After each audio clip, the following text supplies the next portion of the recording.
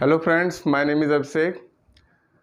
हम लोग डिस्कस कर रहे थे चैप्टर नंबर 1 हिस्ट्री का, the rise of nationalism in Europe. उसमें फर्स्ट टॉपिक हम लोगों ने देख लिया, उसके वीडियो अपलोड कर दिए। वो कौन सा था? The French society during late 18th century. अब topic number 2, the making of nationalism in Europe. यहाँ पे हमें क्या समझ में आया कि नेशनलिस्ट आइडियोलॉजी यूरोप में स्प्रेड कैसे हुई। अभी तो देखे थे कि नेशनलिस्ट आइडियोलॉजी फॉर्म कैसे हुई, फ्रेंच सोसाइटी जो थी वो कैसे कनेक्ट कर रही थी नेशनलिस्ट आइडियोलॉजी से। अब इस चैप्टर में नेशनलिज्म को बनाते हैं क्या, जो कंट्रीज थी वो नेशनलिस्ट थी, पहले से यूनाइटेड थी या वो फ्रेगमेंटेड थी, वो बटी हुई थी, इन सब चीज़ों को समझेंगे। तो जो इस टॉपिक नंबर 2 का इंट्रोडक्शन है, the making of nationalism in Europe, topic number 2 है ये। यहाँ पे लिख देते हैं topic number 2, the making of nationalism in Europe of chapter 1, the rise of nationalism का टॉपिक नंबर 2 है। तो चलिए देखते क्या है। Germany, Italy and Switzerland were divided into kingdom. ये किस में बटे हुए हैं? किंगडम्स में बटे हुए हैं। किंगडम मतलब कि कोई मोनार्क जो है वो रूल कर रहे होंगे। हाँ ठीक है भाई। Eastern and central Europe under autocratic monarchy. Autocracy का मतलब एक तंत्र जहाँ पे क्या हो, एक एब्सोल्यूट मोनार्क हो, सेंट्रलाइजेशन ऑफ पावर हो, जो डिसीजन मेकिंग है वो सिर्फ एक के इंसान के पास रहे, ठीक है ना, वो होता है autocratic monarchy. Eastern and central Europe under autocratic monarchy. आज का अगर ईस्टर्न और सेंट्रल यूरोप आप समझना चाहते हो तो ईस्ट की जो कंट्रीज़ हैं, जैसे यूक्रेन पे अटैक किया हुआ है रशिया ने, तो वो ईस्ट की कंट्री है। और उसके बाद जो बाल्कन कंट्रीज़ हैं जिसके लिए फर्स्ट वर्ल्ड वॉर हो गया, जैसे कि ग्रीस है, स्लोवाक कंट्रीज़ हैं, उसके बाद बुल्गारिया सुना होगा आप लोगों ने, रोमानिया, ये सारी कंट्रीज़ क्या हैं? ईस्टर्न कंट्रीज है। उसके बाद पोलैंड जो है वो सेंट्रल यूरोपियन कंट्री है। जो आप जब यूरोप को डिवाइड करते हो तो मेनली वेस्ट, ईस्ट और सेंट्रल यूरोपियन कंट्रीज़ में, नॉर्थ में अगर हम लोग बात करते हैं तो स्वीडन, फिनलैंड, नॉर्वे, ब्रिटेन भी नॉर्थ में आ जाता है। तो ये पूरा ज्योग्राफी है यूरोपियन कॉन्टिनेंट की। तो eastern and central Europe under autocratic rule. ये वेस्ट के बारे में तो अभी देखा, जर्मनी, इटली, स्विट्जरलैंड, ये किंगडम में डिवाइडेड है पहले से ही। ईस्टर्न और सेंट्रल जो है वो ऑटोक्रेटिक मोनार्की है। मतलब देखिए यहाँ पे नेशनलिस्ट फीलिंग नहीं है बिल्कुल भी, हाँ सब बटे हुए हैं। उसके बाद Habsburg empire ruled over Austria Hungary. तो ये जो एम्पायर है, द हैब्सबर्ग एम्पायर, ये किस पे रूल कर रहा है? ऑस्ट्रिया हंगरी पे। हाँ सब कुछ बटा बटा दिख रहा है। इसमें क्या आ जा रहा है? अल्पाइन, जो आपको बोलते हैं, ऑस्ट्रिया हंगरी जो है उसके नॉर्थ का पार्ट है, उसको बोलते हैं अल्पाइन रीजन, जिसमें टायरोल, ऑस्ट्रिया, सटरलैंड, ये सारे पार्ट आ जा रहे हैं। यहाँ पे भी पूरी तरह से डिवीजन दिख रहा है आपको। मतलब कोई भी एक कंट्री अच्छे से दिख नहीं रही है, ठीक है ना। नेशनलिस्ट आइडियोलॉजी जो है वो स्प्रेड होने से पहले, नेशनलिज्म आने से पहले जो है, कोई भी कंट्री ऐसा नहीं है कि एक कंट्री स्ट्रांग, फ्रांस एक दिख रहा है, हाँ फ्रांस एक दिख रहा है, बाकी कोई कंट्री जो है, यूरोप का पूरा जो मैप है वो बटा हुआ है, डिवीजन है, अलग अलग मोनार्क हैं, छोटे छोटे पार्ट में डिवाइड है वो। हंगरी, अब बात कर लेते हैं। हमने तो ऑस्ट्रिया पे देख लिया, ये हैब्सबर्ग हंगरी पे क्या है? पीपल जो है वो मैग्योर लैंग्वेज बोल रहे हैं और मेनी डायलेक्ट्स। डायलेक्ट्स मतलब होता है कि क्षेत्रीय बेस पे बोली जाने वाली भाषाएं, जो क्या बोलते हैं कि 5 किलोमीटर, 10 किलोमीटर, 20 किलोमीटर पे जो बोली बदलती रहती है। जैसे इंडिया में आप बात करें तो मेनली कितने लैंग्वेजेस हैं? तो 22 हैं, लेकिन डायलेक्ट्स जो है कि 1400, 1200 से ज़्यादा भाषाएं बोली जाती है अगर सही से गिन लिया जाए तो, है ना। तो 6 रीजनल लेवल पे बोली जाने वाली बोलियों को डायलेक्ट्स बोलते हैं। उसके बाद such differences did not easily promote a sense of political unity. कहाँ से पॉलिटिकल यूनिटी आएगी?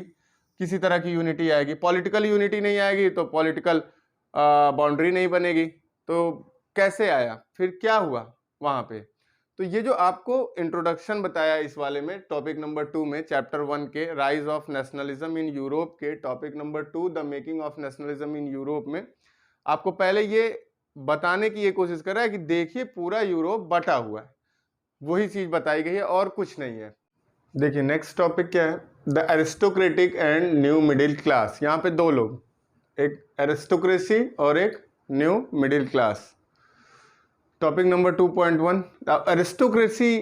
ये कौन है भाई साहब, और ये किसको रिप्रेजेंट करते हैं? देखें, सोसाइटी जो होती है उसमें जो किंग होते हैं बच्चों, ठीक है, तो किंग से रिलेटेड लोग, यार जो एकदम रिच लोग होते हैं, जिनके पास बड़े बड़े स्टेट्स होते हैं, जागीरें बहुत बड़ी बड़ी होती हैं, और उनका सोशल और पॉलिटिकल कनेक्शन बहुत हाई होता है, या आप बोल सकते हो किंग और उनसे रिलेटेड फैमिली, उनके relative, they are called aristocrat, ठीक है ना। अभिजात वर्ग के लोग, एकदम एलीट क्लास, सबसे ऊपर के लोग, इनको बोलते हैं एरिस्टोक्रेटिक क्लास, ठीक है। तो क्या होता था, ये लैंडेड एरिस्टोक्रेसी, अभी इंडस्ट्रियलाइजेशन हुआ नहीं है, जमीन ही ज़्यादा है, तो वो जमींदार वगैरह, तो लैंडेड एरिस्टोक्रेसी, ये लोग क्या होते थे कि वो कॉन्टिनेंट जो है, यूरोप कॉन्टिनेंट, सोशली और पॉलिटिकली जो है ये डोमिनेट करते थे। डोमिनेंट, क्या लिखा हुआ है यहाँ पे? डोमिनेंट। अब क्या होता था, यूनाइट होकर के रहते थे भाई, पैसे वाले हैं, नंबर में कम होंगे, जाहिर सी बात है, जब रिच लोग जानते हैं नंबर में ज़्यादा नहीं होते। कभी भी आप अगर डिवीज़न की बात करें तो देखेंगे तो जो रिसोर्सेज का डिवीज़न है 70 to 80, 90% रिसोर्सेज, 80% रिसोर्सेज जो है, ठीक है ना, मान लीजिए 90% रिसोर्सेज ये सिर्फ जो है सोसाइटी के 10 to 15% लोगों के हाथ में रहते हैं। हाँ, रिच लोग सोसाइटी में कम होते हैं ना, और पुअर लोग जो है वो सोसाइटी में ज़्यादा होते हैं। तो they were united their own states, ये लोग यूनाइटेड रहते थे, इनके अपने स्टेट्स होते थे। उसके बाद फ्रेंच जो है, उस समय यूरोप में क्या था कि फ्रेंच बोलना एक अपर क्लास को सिंबलाइज करता था कि ठीक है फ्रेंच बोले। जैसे हमारे इंडिया में कोई भी काम कर रहे हो, इंग्लिश बोलना आ गया 10-15 लाइन, तो जैसे लगेगा कि कितने नॉलेजेबल हैं, ठीक है, ये सारी चीज़ें। तो उसी तरह से फ्रेंच बोलते थे ये लोग, और फ्रेंच स्पीकिंग लोग थे ये लोग, एरिस्टोक्रेट। इनकी फैमिलीज जो है वो कनेक्टेड रहती थी शादी से, ठीक है, शादी होती थी, मतलब टाइज विद मैरिजेस। जैसे आप लोगों ने देखा होगा, लुइस 16 ने मैरी एंटोनियो से शादी कर ली। दोनों लोग जो है कि different different empire, different different dynasties से थे। लास्ट ईयर आप लोगों ने क्लास 9 में देखा। तो एरिस्टोक्रेसी जो था, उनकी फैमिलीज कैसे बनी रहती थी? कम है नंबर में, क्या होता है, चलिए हम लोग जो है वो रिलेटिव बन जाते हैं, संबंधी बन जाते हैं। तो उसका सबसे बड़ा है, कैसे रिलेटिव बनेंगे? तो शादी करा देते हैं, आपका बेटा हमारा, रोटी बेटी का संबंध। हमारे नॉर्थ इंडिया में यही बोला जाता है, क्या कर लेते हैं, रोटी बेटी। जैसे यूपी और बिहार के लोगों में क्या है, रोटी बेटी का संबंध, ठीक है। तो मतलब उस तरह से नहीं बोलेंगे वहाँ पे रोटी बेटी का संबंध। तो एरिस्टोक्रेटिक क्या है, टाइप ऑफ मैरिजेस, ये अपने आप को क्या कर लेते थे, कनेक्ट कर लेते थे। यहाँ हमारे इस एम्पायर की जो है वो प्रिंसेस है, इस एम्पायर के प्रिंस हैं, इस तरह से। उसके बाद नंबर में स्मॉल, जैसे मैंने बोला, जो रिच लोग होते हैं हमेशा कम रहते हैं। वो उस समय क्या, आज भी दुनिया में आप देखेंगे रिच कम ही होते हैं, पैसा कुछ ही लोगों के हाथ में आता है। तो ज़्यादातर रिसोर्सेज किसी भी कंट्री में आप देखिए वो कुछ लोगों के हाथ में रहती। तो यहाँ पे भी वही स्मॉल इन नंबर, मेजॉरिटी गरीब लोगों की होती। वो पीजेंट थे, वो किसान थे बेचारे, कृषक थे, वो उनकी मेजॉरिटी थी। इसलिए तो कॉमन सेंस की बात है, इसमें क्या बताने की बात है। वेस्ट जो यूरोप था उसमें टेनेंट्स वो जो क्या करते थे, किराए पे जमीन लेकर के उस पर काम करते थे। तो वेस्ट यूरोप में ज़्यादा क्या थे, टेनेंट्स थे। ईस्ट एंड सेंट्रल यूरोप में थोड़ा गरीबी और ज़्यादा थी, पुअरनेस और ज़्यादा थी। तो वहाँ पे सर्फ का मतलब होता है बच्चों की स्लेव, या जो लोग जो एग्रीकल्चर लैंड पे एज अ स्लेव काम करते हैं, कृषि दास हिंदी मीनिंग होती है, उनको बोलते हैं सर्फ, ठीक है। ऐसे लोग जो एग्रीकल्चर में काम करते हैं एज अ स्लेव, कृषि दास। तो ये लैंडेड एरिस्टोक्रेसी है, रिच है, डोमिनेंट है, सोशली पॉलिटिकली नंबर में कम है, शादी वगैरह करके एक दूसरे से जुड़े रहते हैं, टाई अप रहते हैं। बोलते हैं फ्रेंच भाषा, फ्रेंच इसलिए बोलते हैं क्योंकि लगता है कि नहीं एक अंपायर है, फ्रेंच अंपायर, उसकी इतने डोमिनेटिंग लैंग्वेज है, उसको बोलते थे। और नंबर में स्मॉल थे। रिसोर्सेज आप जानते हैं कि रिच लोगों के पास ज़्यादा रहता है और नंबर में वो कम रहते हैं। अब देखिए एरिस्टोक्रेसी के बारे में बात कर लिए। अब सेकंड थे मिडिल क्लास के लोग, मध्यम वर्गीय लोग, सबसे खतरनाक लोग सोसाइटी में। जब हम लोग वेस्टर्न यूरोप की बात करते हैं तो मिडिल क्लास के लोग कैसे आ गए भाई? तो क्या हुआ बच्चों, इंडस्ट्रियलाइजेशन। वेस्टर्न यूरोप में, वेस्टर्न यूरोप के सेंट्रल पार्ट में, जैसे लंदन में स्टार्टिंग हुई इंडस्ट्रियलाइजेशन की in after half of 18th century industrialisation हो गया।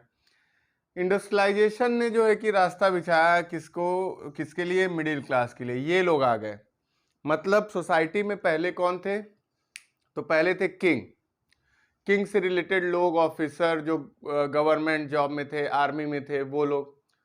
उसके बाद कौन थे, उसके बाद थे क्लर्जी, रिलीजियस लोग। और उसके बाद सब गरीब लोग, उसमें थोड़ा सा कोई दुकान खोल लिया, वो दुकान ज़्यादा चल गई, किसी ने छोटा मोटा कोई बिजनेस कर लिया, वो ज़्यादा चल गया, ठीक है ना। तो इस तरह से, लेकिन वो बहुत ज़्यादा रिच नहीं बन पाते थे, वो इतने नहीं रिच बन पाते थे कि उनका पॉलिटिकल डोमिनेंस हो जाए या इकोनॉमी में ही बहुत ज़्यादा वेल्थ उनके पास आ जाए। ये सब कुछ हुआ after industrialisation, after mid of 18th century. Industrialisation हमेशा मिडिल क्लास को खड़ा करता है, मजबूत बनाता है।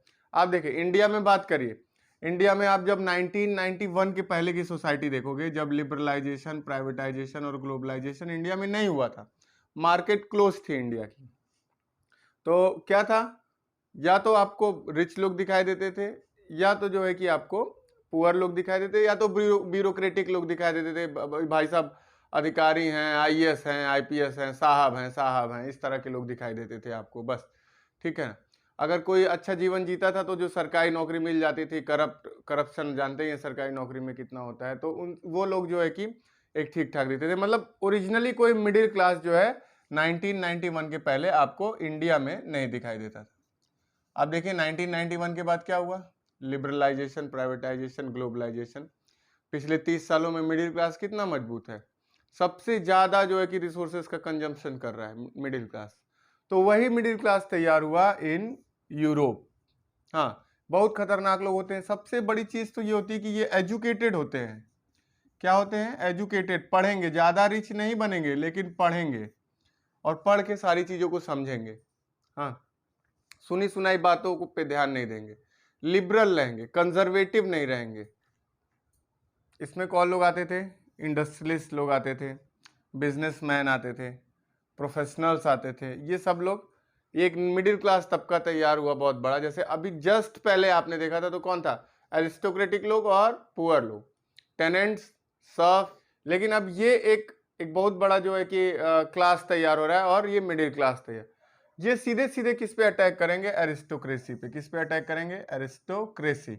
ये जो सोसाइटी पे रूल कर रहे हैं लोग, इनका रूल ये चैलेंज करेंगे, इनके प्रिविलेज को चैलेंज करेंगे। फ्रेंच रेवोल्यूशन में बहुत अच्छे से पढ़ चुके हैं इस बारे में। तो क्या होते हैं ये सबसे ज्यादा educated middle class, talk about national unity. ये किसके बारे में बात करने लगे, नेशनल यूनिटी के बारे में बात करने लगे। और क्या आ रहा है बच्चों, ये वाला आइडिया, नेशनलिज्म। नेशनलिज्म यही है ना, देश बनाइए। अब इनको क्या मतलब है कंट्री बनाने से, इंडस्ट्रियलाइजेशन हो रहा है तो कंट्री क्यों बना रहा है। कोई कंट्री जब बच्चों क्या रहती है, काम रहती है, और उसके बाद जो है वहां पे एक टेरिटरी डिफाइंड रहती है, गवर्नमेंट स्टेबल रहती है, तभी वो ग्रोथ करती है। अब जो है जहाँ पे क्योस है, अनरेस्ट है, सिविल वॉर हो रहा है, कभी वहां पे देखें डेवलपमेंट होते हुए, कभी नहीं देखा होगा। इनको पता था अगर एक नेशन फॉर्म कर लेंगे तो लोग कनेक्ट हो जाएंगे, एक हो जाएंगे, और जब वो एक हो जाएंगे तो उसके बाद क्या होता है, डेवलपमेंट होने लगता है। डेवलपमेंट जब होने लगता है तो उसके बाद क्या होता है कि इकोनॉमी आगे बढ़ती है। इकोनॉमी आगे बढ़ती है तो किसको फायदा, मिडिल क्लास को। सबसे ज्यादा फायदा मिडिल क्लास को होता है जब इकोनॉमिक ग्रोथ होता है। आप देखिए कभी भी अगर इकोनॉमी डिक्लाइन कर रही, सबसे ज्यादा सफर करेंगे मिडिल क्लास के लोग, सबसे ज्यादा जो है कि सफर करते हैं। इंडस्ट्रीज लोग के पास तो पैसा ही पैसा है, कुछ दिन डाउनफॉल आ गया, क्या फर्क पड़ा, मंदी आ गई, रिसेशन आ गया। मिडिल क्लास के लोग सबसे ज्यादा सफर करते हैं, एजुकेटेड होते हैं। इन्होंने वही किस पे अटैक किया, एरिस्टोक्रेसी। किस पे अटैक कर रहे हैं, एरिस्टोक्रेसी। क्या जो प्रिविलेज है इनको भाई खत्म करिए, है ना। तो abolition of aristocracy, privilege gained popularity.